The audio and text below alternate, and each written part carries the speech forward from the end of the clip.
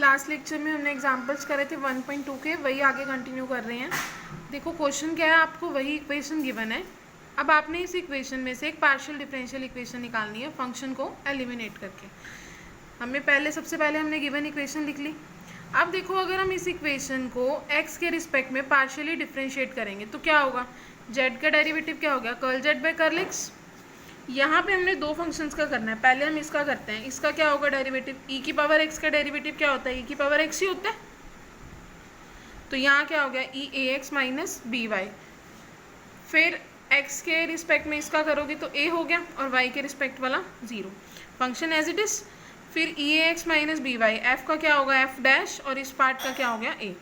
Clear है।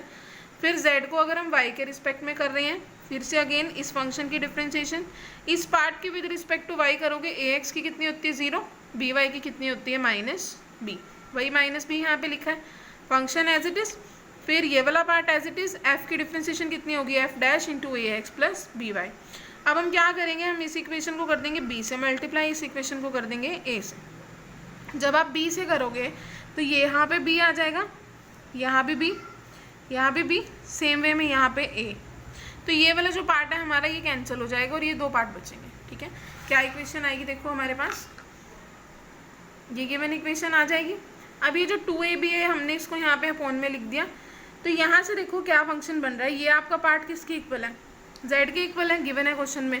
तो ये कितना हो जाएगा आपके पास, ये फंक्शन किसके इक्वल हो गया, 2ab इंटू z के, जो हमारी क्या आगे required differential equation. Clear. Next example देखो, आपने पार्शियल डिफरेंशियल इक्वेशन बनानी है f और g दोनों को एलिमिनेट करके। अब देखो आपने दो फंक्शंस को एलिमिनेट करना है, दो बार डिफरेंशिएशन करनी पड़ेगी।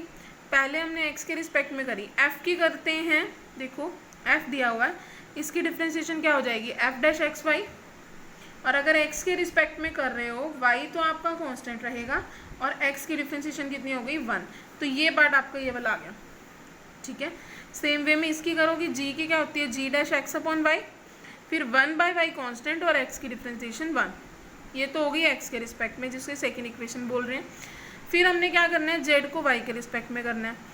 f की डिफरेंशिएशन क्या होगी, f dash X Y into X, क्यों, क्योंकि हमारे पास x कांस्टेंट और y की डिफरेंशिएशन 1। सेम वे में अगर हम g डैश एक्स वाई की करते हैं तो g की तो क्या होगी, g dash X upon Y, फिर देखो x कांस्टेंट और 1 बाय वाई की कितनी होगी, माइनस 1 बाय वाई स्क्वायर। तो ये वाली जो टर्म है इसको हमने यहाँ लिखा है। क्लियर है।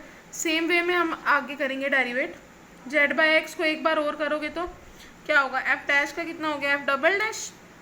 ठीक है, फिर से एक y आएगा, वो वाई स्क्वायर बन गया। g डैश का क्या होगा, g डबल डैश, एक 1 बाय वाई आएगा, वो कितना बन गया, 1 बाय वाई स्क्वायर।